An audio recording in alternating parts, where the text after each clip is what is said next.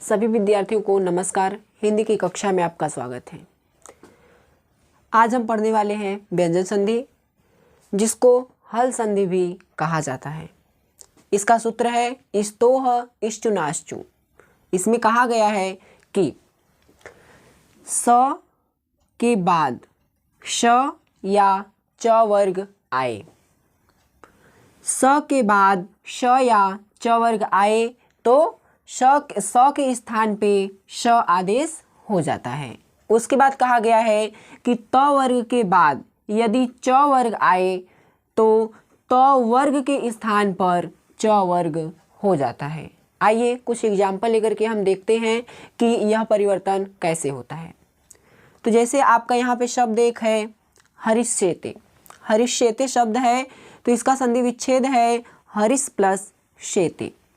Harish plus शेते तो देखते हैं कि इसमें आपके सूत्र में कहा गया है कि स के बाद यदि श आता है तो स जो है श में परिवर्तित हो जाता है। तो जब श परिवर्तित हुआ तो फिर इसको जोड़ने के बाद हम देखते हैं कि हरिष्येते शब्द आपका बन जाता है। उसके बाद हम देखते हैं रामस प्लस चिनोति। एक शब्द है रामस चिनोति, उसका संधि विच्छेद है रामस प्लस चिनोति। तो आपके सूत्र में कहा गया है कि स के बाद यदि च वर्ग आए, एक तो श आए और दूसरा कहा गया है कि च वर्ग आए। च वर्ग में आप देख सकते हैं कि च छ ज झ ञ ये पूरे वर्ण आते हैं और त वर्ग के बाद बोला गया है तो त वर्ग में आप देख सकते हैं कि त थ द ध न ये 5 वर्ड आपके त वर्ग में आते हैं। तो त वर्ग के बाद यदि च वर्ग आए तो त वर्ग जो है वो च वर्ग में परिवर्तित हो जाएगा और जो स है वो श में परिवर्तित हो जाएगा। ऐसा आपके सूत्र में कहा गया है। तो यहाँ पर देखते हैं कि श आया है रामस चिनोति में, स आया है तुरंत उसके बाद च वर्ग आया है। तो च वर्ग आया तो स जो है श में परिवर्तित हो जाएगा और रामस चिनोति शब्द बन जाएगा। उसके बाद तीसरा उदाहरण देख लेते हैं। तीसरे उदाहरण में कहा गया है सच्चित शब्द है। सच्चित शब्द का संधि विच्छेद है सत प्लस चित। तो यहाँ पर देख सकते हैं त वर्ग का पहला वर्ण यहाँ पर आया हुआ है। जैसा कि आपके सूत्र में कहा गया है त वर्ग का च वर्ग में परिवर्तित हो जाता है। त वर्ग के बाद यदि च वर्ग आए तो च वर्ग में परिवर्तित हो जाएगा। तो आप देखते हैं कि त के बाद तुरंत च वर्ग का एक वर्ण च खुद ही आया हुआ है। तो यहाँ पर त के स्थान पे च पर मतलब कि देखिए यहाँ पे पहला वर्ण त है तो उसी पहले ही वर्ण में यहाँ पे च में वो परिवर्तित हो जाएगा। त है तो च में परिवर्तित हो जाएगा, थ है तो छ में, द है तो ज में, ध है तो झ में, वैसे ही परिवर्तित होगा। तो यहाँ पर आप देख सकते हैं कि त जो है च में परिवर्तित हो गया और आपका सच्चित शब्द बन जाता है। उसके बाद देखते हैं अगला शब्द आपका है सत प्लस चैनम।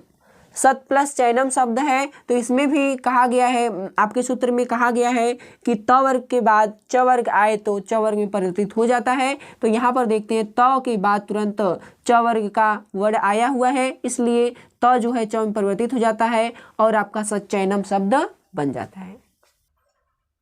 आइए अब हम अपने अगले संधि को देखते हैं। अगले संधि के नियम है इष्टुनाष्टु। इष्टुनाष्टु इस सूत्र में कहा गया है स के बाद यदि श आए या फिर ट वर्ग आए तो उसके बाद श हो जाता है। स के स्थान पर श हो जाता है। उसके बाद कहा गया है त वर्ग के बाद यदि ट वर्ग आए तो त वर्ग के स्थान पर ट वर्ग आदेश हो जाता है। तो आइए देख लेते हैं हम एग्जाम्पल को।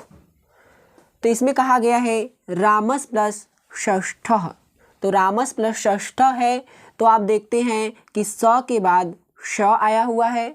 तो इस आपके सूत्र में कहा गया है स के बाद यदि श आए या फिर ट वर्ग आए तो स के स्थान पर श आदेश हो जाएगा। तो नियम के अनुसार हमने स को श आदेश कर दिया और उसके बाद जब इसको मिलाते हैं तो आपका राम षष्ठ शब्द बन जाता है।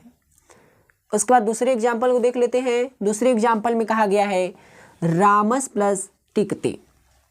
रामस प्लस टिकते तो इसमें भी आप देखते हैं कि स के बाद ट वर्ग आया हुआ है तो कहा गया है कि स के बाद यदि ट वर्ग आए तो भी स के स्थान पर श हो जाएगा। तो हमने यहाँ पर स के स्थान पर श कर दिया और जब इसको मिलाते हैं तो रामष्टिकते आपका शब्द बन जाता है। उसके बाद तीसरे एग्जाम्पल को देख लेते हैं। तीसरे एग्जाम्पल में आपका है तत् प्लस टीका। तत् प्लस टीका है तो तत् प्लस टीका में हम देखते हैं कि त वर्ग के बाद यदि ट वर्ग आए तो त वर्ग के स्थान पर ट वर्ग आदेश हो जाता है। तो आपको बता दें त वर्ग में इसके पहले भी बताए थे कि त थ द ध न ये 5 वर्ड आते हैं और फिर ट वर्ग में ट ठ ड ढ ड़ ये 5 वर्ड आते हैं। तो जैसा कि यहाँ पे देख रहे हैं तो त के नीचे कौन सा वर्ड है ट, तो त का परिवर्तन ट में हो जाएगा, थ का परिवर्तन ठ में हो जाएगा, द का परिवर्तन ड में हो जाएगा, ध का परिवर्तन ढ में हो जाएगा, न का परिवर्तन ड़ में, श में परिवर्तित हो जाएगा। इसे नियम से हम परिवर्तित करेंगे। तो तत् प्लस टीका यहाँ पे देखते हैं ट वर्ग का वर्ड है और यहाँ पे त वर्ग का है, तो त जो है ट वर्ग में परिवर्तित हो जाएगा, तो त जो है वो ट में परिवर्तित हो जाएगा। ट में परिवर्तित हो जाएगा तो आपका ये स्थिति बनती है। उसके बाद जब इसको हम मिला देते हैं तो तट्टिका शब्द बन जाता है। उसके बाद हम चौथे एग्जाम्पल को देख लेते हैं। चौथे उदाहरण में कहा गया है चक्रिन प्लस ढौकसे। चक्रिन प्लस ढौकसे आपका शब्द है। तो यहाँ पर देखते हैं कि न के बाद आपका ट वर्ग का अक्षर आया हुआ है। न क्या है आपका त वर्ग का है, पंचमाक्षर है त वर्ग का। उसके बाद हम देखते हैं ढ जो है आपके ट वर्ग का चौथा अक्षर है। तो यहाँ पर भी नियम लागू होता है कि त वर्ग के बाद यदि ट वर्ग आए तो त वर्ग जो है ट वर्ग में परिवर्तित हो जाएगा। तो आप देखते हैं यहाँ पंचमाक्षर है तो न जो है आपका ड़ में परिवर्तित हो जाएगा। तो यहाँ पर आप जो न है उस मतलब आधा न है तो आधे ड़ में ही परिवर्तित होगा। तो ड़ में परिवर्तित हो गया। जब इसको हम मिलाते हैं तो आपका चक्रिन ढौकसे शब्द बन जाता है। आइए हम अब अपने अगले संधि की ओर चलते हैं। तो अगला संधि आपका है झलाम जस झसी। इस सूत्र में कहा गया है य व र ल ङ ञ ड़ म न इन वर्णों को छोड़कर, इन व्यंजन वर्णों को छोड़कर यदि कोई इनके अलावा, इनमें कहा गया है इन वर्णों के अलावा यदि कोई व्यंजन वर्ण है, इन वर्णों को छोड़कर कोई व्यंजन वर्ण है, उसके बाद यदि झ भ घ ढ ध ज ब ग ड द इन वर्णों में से कोई भी वर्ण आता है तो इस सूत्र में कहा गया है कि यदि इनको छोड़कर, इन वर्णों को छोड़कर कोई अन्य व्यंजन के बाद यदि इनमें से कोई भी वर्ण आता है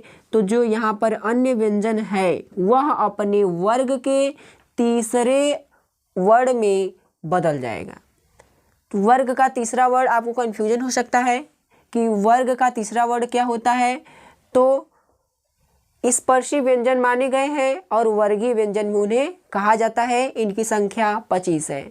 जैसे क ख ग घ ङ, उसके बाद कहें च छ ज झ ञ, ट ठ ड ढ ड़, त थ द ध न, प फ ब भ म। ये आपके 25 पूरे हो जाते हैं स्पर्शी व्यंजन या फिर वर्गीय व्यंजन। तो इसमें कहा गया है कि अन्य इनको छुड़ा करके कोई अन्य व्यंजन आता है तो वह अपने तीसरे वर्ण में बदल जाता है। तो आइए कुछ एग्जाम्पल देख लेते हैं हम, तो उसमें स्पष्ट रूप से आपको समझ में आ जाएगा कि कैसे इसमें परिवर्तन हो रहा है। तो आप देखिए आपके सामने एक शब्द है दोघ प्लस धा। दोघ प्लस धा आपका शब्द है। तो यहाँ पे जो अंतिम वर्ण है उसको देख लीजिए, कहीं इसमें से कोई वर्ण तो नहीं है। तो हम देखते हैं कि इसमें से घ वर्ण यहाँ पर नहीं है, तो अर्थात ये नियम है, मतलब नियम का पालन कर रहा है। उसके बाद कहा गया कोई अन्य व्यंजन, तो यहाँ पे घ जो है एक व्यंजन वर्ण है जो कि ये नहीं है। उसके बाद कहा गया है कि उसके बाद इन जो अन्य व्यंजन होगा उसके बाद इनमें से कोई व्यंजन होना चाहिए। तो यहाँ पर जब हम देखते हैं तो आपका ध वर्ण यहाँ पर है, तो जब ध वर्ण आपका है तो ए नियम इसमें लग जाएगा। तो ए नियम लग जाएगा तो परिवर्तन क्या होगा, जो यहाँ पर व्यंजन आएगा अर्थात यहाँ पर जो व्यंजन है वह अपने वर्ग के तीसरे वर्ण में परिवर्तित हो जाएगा। तो आइए देखते हैं घ का वर्ग क्या है। तो घ क वर्ग का चौथा वर्ण है, जैसे कहते हैं क ख ग घ, तो चौथा वर्ण है तो तीसरा वर्ण आपका ग हो जाता है। तो घ जो है अपने वर्ग के तीसरे वर्ण में परिवर्तित हो जाएगा ग में। ग में जब परिवर्तित होगा तो उसको हम इस प्रकार से परिवर्तन उसका कर देंगे। तो घ जो है ग में परिवर्तित होकर के ऐसा रूप बनता है। उसके बाद आपका जो है शब्द दोग्धा शब्द बन जाता है। जब इसको मिला लेते हैं तो दोग्धा शब्द बन जाता है। उसके बाद दूसरे उदाहरण को देख लेते हैं। दूसरे उदाहरण में कहा गया है लभ प्लस ध। लभ प्लस ध, तो इसमें भी देख लेते हैं कि ये नियम है कि नहीं। तो इसमें से देखते हैं कि इसमें से कोई भी वर्ण इसमें भ नहीं है और अन्य व्यंजनों में आपका भ आ जाता है क्योंकि भ एक व्यंजन वर्ण है। उसके बाद यहाँ पर देखते हैं हम, तो यहाँ पर भी आपका जो इसका अंतिम वर्ण है ध है और यहाँ पर ध आपका है। तो जब यहाँ पर ध है तो ये नियम आपका लग जाएगा। तो भ जो है इसमें कहा गया है कि जो पहला व्यंजन होगा, जो प्लस के पहले व्यंजन होगा वही अपने वर्ग के तीसरे वर्ण में परिवर्तित हो जाएगा।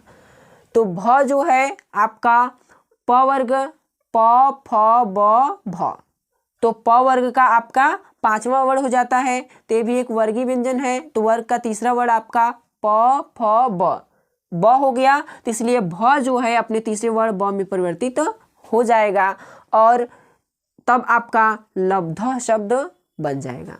उसके बाद आइए हम एक और एग्जाम्पल देख लेते हैं। तो इसमें कहा गया है योध प्लस धा।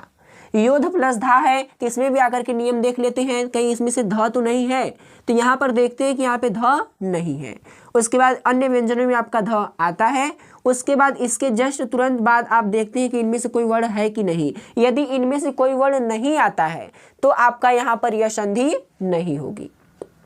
तो आप देखते हैं कि यहाँ पर ध वर्ण भी है तो आपका इसमें संधि हो जाएगी।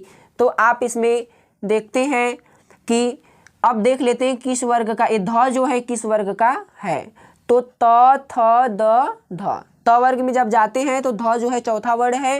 तो त वर्ग का आप तीसरा वर्ण देख लीजिए, तो त थ द, आपका द तीसरा वर्ण हो जाएगा। तो ध जो है अपने वर्ग के तीसरे वर्ण में परिवर्तित हो जाएगा, द में परिवर्तित होकर के ऐसा रूप बनेगा। उसके बाद उसको मिलाने के बाद देखते हैं आपका योद्धा शब्द बन जाता है। इसके बाद आगे की संधि हम अपने अगली कक्षा में देखेंगे। धन्यवाद। उम्मीद है आपको इससे लाभ होगा और आपको पसंद आएगा।